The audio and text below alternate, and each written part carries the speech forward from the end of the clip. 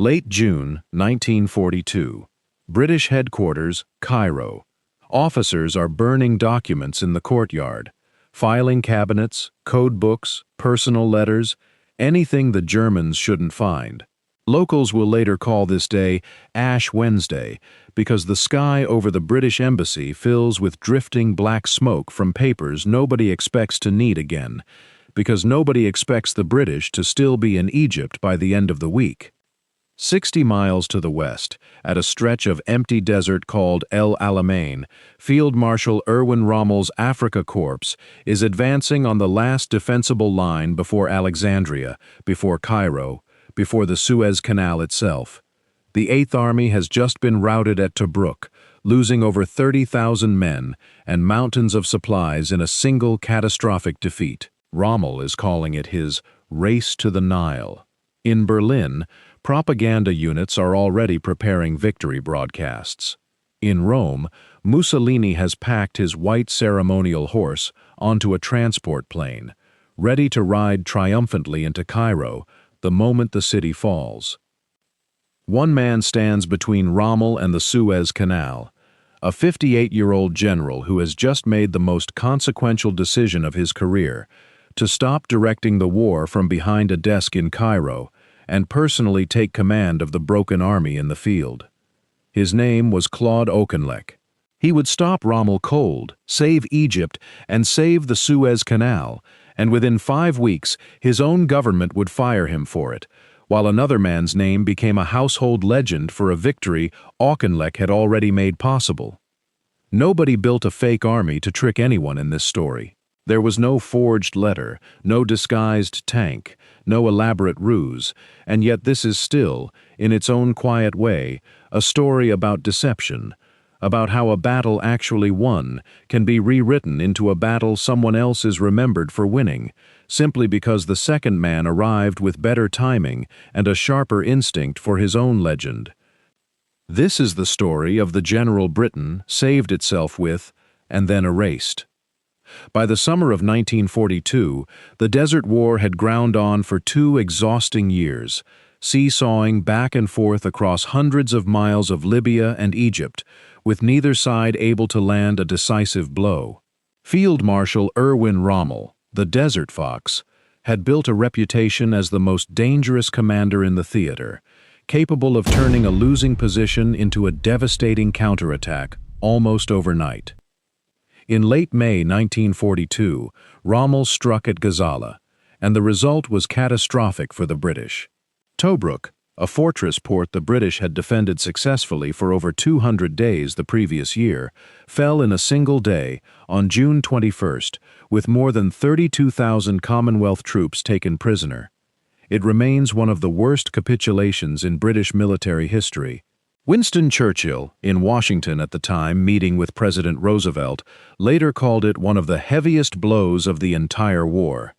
What followed was not an orderly retreat.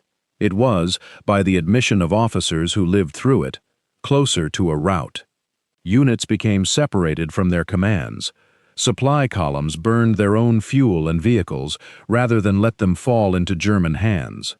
The Eighth Army fell back nearly 400 miles in barely 2 weeks, all the way to a modest stretch of desert most maps didn't even bother naming, El Alamein. Critics of the British High Command at the time argued the war in North Africa was effectively already lost, that Rommel's momentum was unstoppable, and that Egypt itself would fall within days. They were right that the army was in genuine crisis. What they underestimated was the value of the ground the British were retreating onto, and the man who was about to stake his career on holding it. It's worth pausing on just how bad the situation looked from London at that moment. Churchill was fielding questions in Parliament about a possible vote of no confidence in his government, directly tied to the string of defeats in North Africa.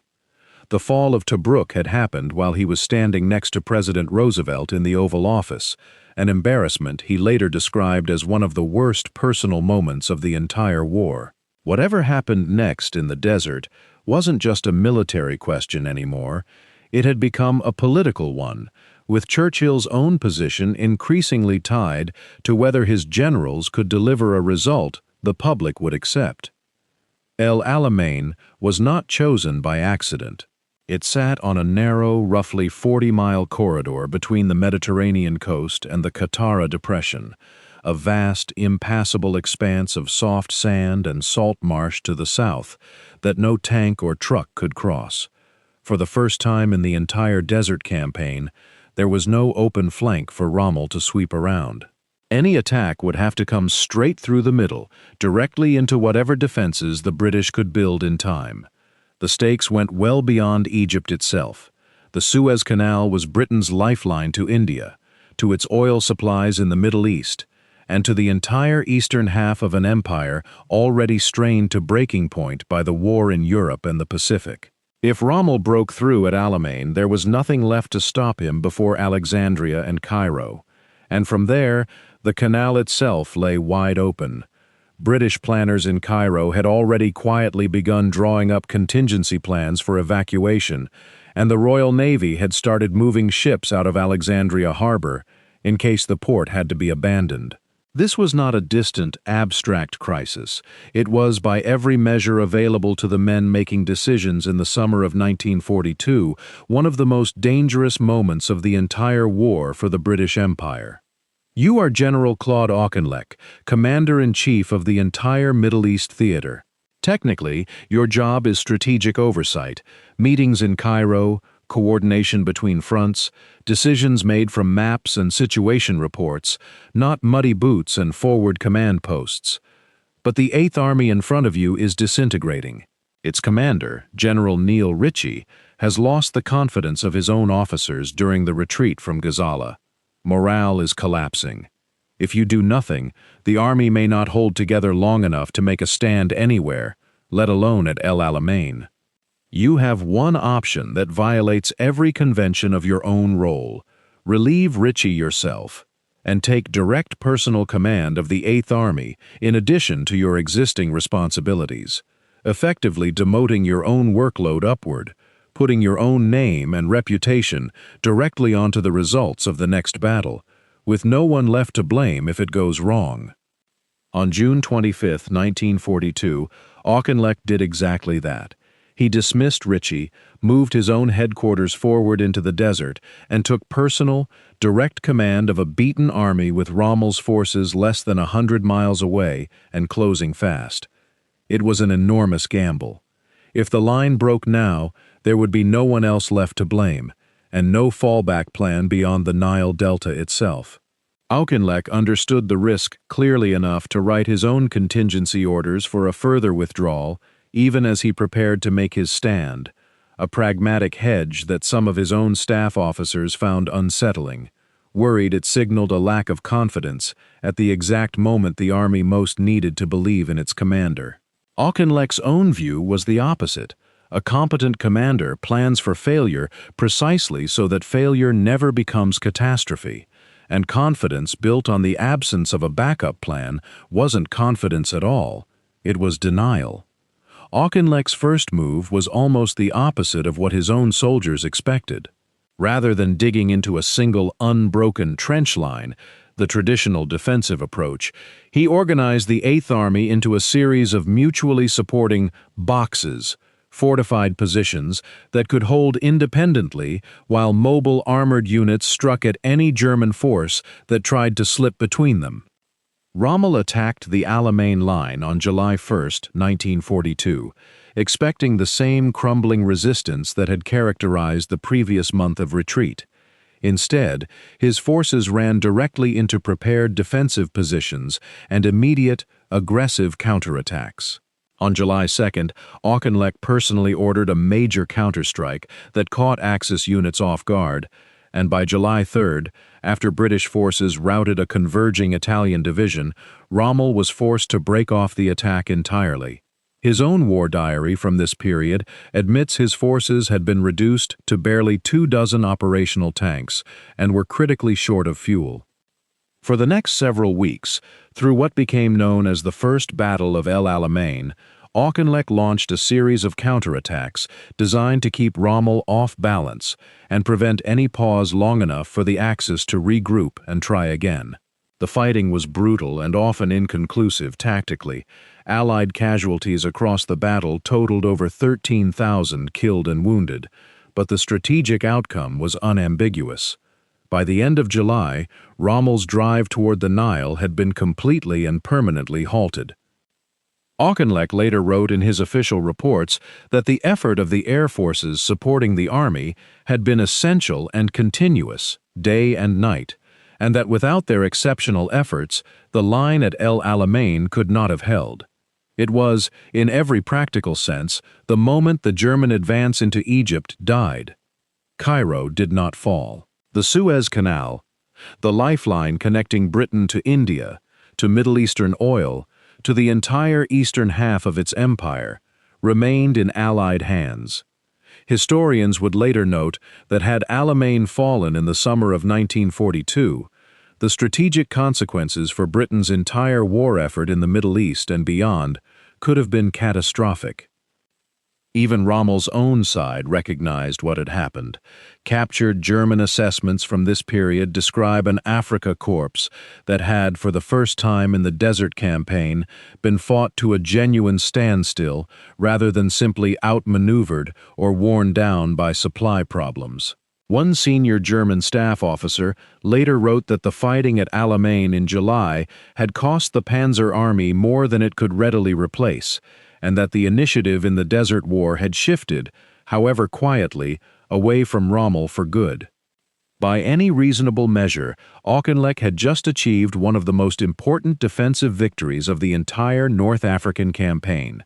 He had taken a routed, demoralized army, personally rebuilt its fighting spirit in the field, and stopped one of Germany's most feared commanders at the gates of Egypt. It was not, however, the kind of victory that made headlines. There was no dramatic breakthrough, no sweeping pursuit, no line of surrendering enemy columns for newsreel cameras to capture. It was a grinding, exhausting stalemate that simply refused to let the Germans advance any further, and to Winston Churchill, watching from London with a war cabinet demanding good news and an increasingly nervous public, "We stopped losing," was not the same thing as "we won." Churchill's frustration wasn't entirely unreasonable from where he sat. Britain had suffered a string of demoralizing defeats across multiple theaters, and the government desperately needed a clear, unambiguous victory to present to a war-weary public and to allies like the Soviet Union and the United States, both of whom were quietly questioning Britain's fighting capability. A hard-won defensive stalemate, however strategically vital, simply didn't translate into the kind of newsreel footage that shifted public morale. Auchinleck's mistake, if it can even be called that, was fighting the war he was actually given, rather than the war Churchill needed him to be seen winning. If you're the kind of person who likes seeing how a commander earns a victory nobody bothers to celebrate, this is a good moment to hit like and subscribe. And if you already know how this story ends, drop a comment and tell us if you think it's fair. Because what happens to Auchinleck next is exactly the part of this story most people never hear. In early August 1942, Churchill flew to Cairo himself, accompanied by General Sir Alan Brooke, the chief of the Imperial General Staff. Officially, the visit was framed as a strategic review. In practice, Churchill had already all but decided that new leadership was needed in the Middle East, leadership that could deliver the kind of decisive, publicly satisfying victory that a defensive stand at Alamein, however vital, simply couldn't provide. You are Auchinleck now, sitting across from Churchill and Brooke in Cairo. You have just held the line that saved Egypt. Your own dispatches, your own soldiers, and your own results all argue that you deserve the chance to finish what you started, to go on the offensive once the army has been properly rebuilt and resupplied. Churchill offers you an alternative role, reorganizing the Middle East command structure and splitting off a new post overseeing Persia and Iraq. You could refuse to go quietly. You could appeal to the public record, to the men who served under you, to the fact that Cairo never fell on your watch. Auchinleck refused the alternative post outright, but he did not fight the decision publicly, did not campaign in the press, did not attempt to rally political allies against Churchill's choice. He accepted his removal with the same discipline he'd shown holding the line at Alamein, and stepped aside. Churchill replaced him as Commander-in-Chief Middle East with General Sir Harold Alexander. Command of the Eighth Army itself was meant to go to Lieutenant General William Gott, but Gott never reached his new post. His transport aircraft was shot down by Luftwaffe fighters during the flight to Cairo, killing him instantly. In the sudden vacancy that followed, a lesser-known lieutenant general was flown in urgently from Britain to take command instead, Bernard Montgomery.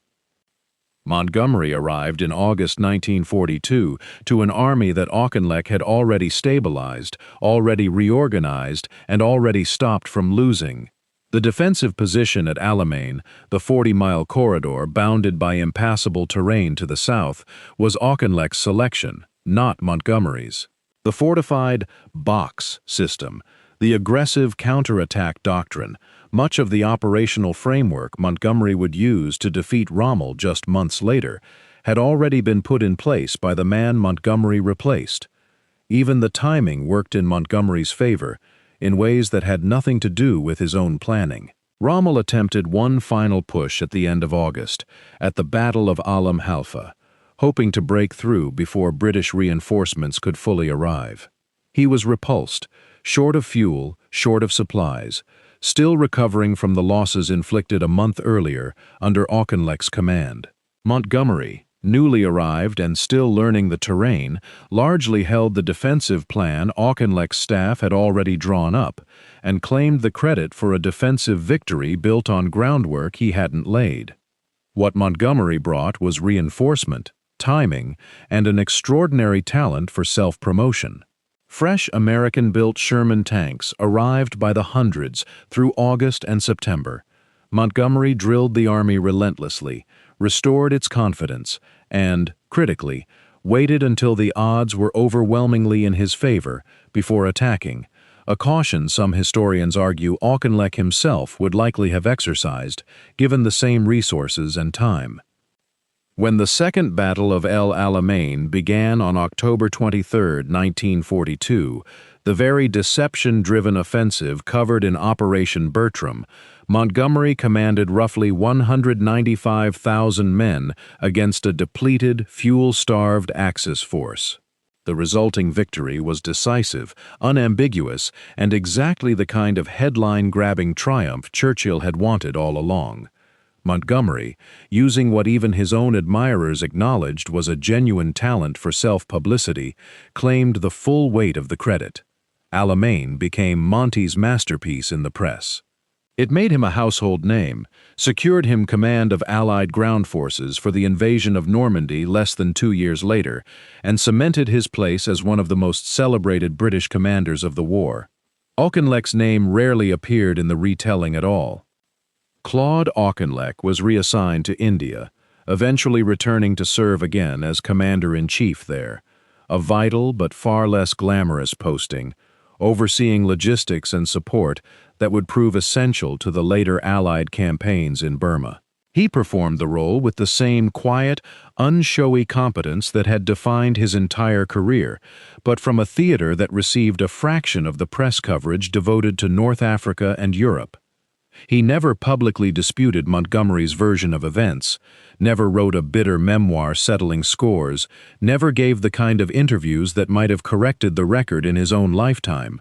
Colleagues who knew him described a man who genuinely believed that arguing over credit was beneath the dignity of the uniform he wore, a conviction that may have cost him his rightful place in popular memory. Auchinleck did eventually reach the rank of Field Marshal, the same rank Montgomery held, and served with distinction for years afterward. But rank was never really the issue. The issue was the story, the simple, retellable version of events that gets passed down in documentaries, textbooks, and casual conversation, where there's only room for one hero per battle, and the man who delivered the decisive blow will almost always be remembered over the man who made that blow possible in the first place. It would take decades, and the slow work of military historians combing through official dispatches and captured German records before Auchinleck's actual role at First Alamein began to receive serious reassessment.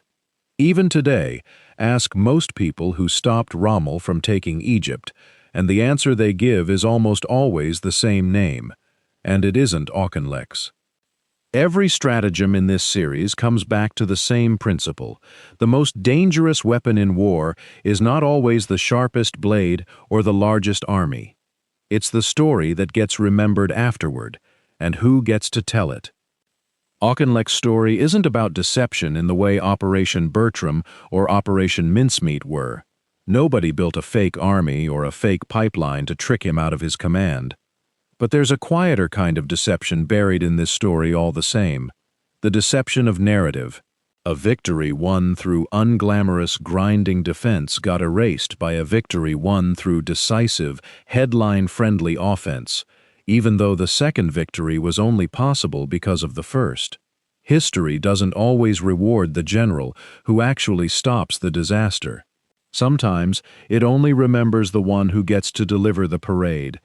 It's worth asking what that says about how we assign credit more broadly, not just in war, but anywhere a difficult, thankless job of holding the line gets forgotten the moment someone else arrives to finish what was already halfway won.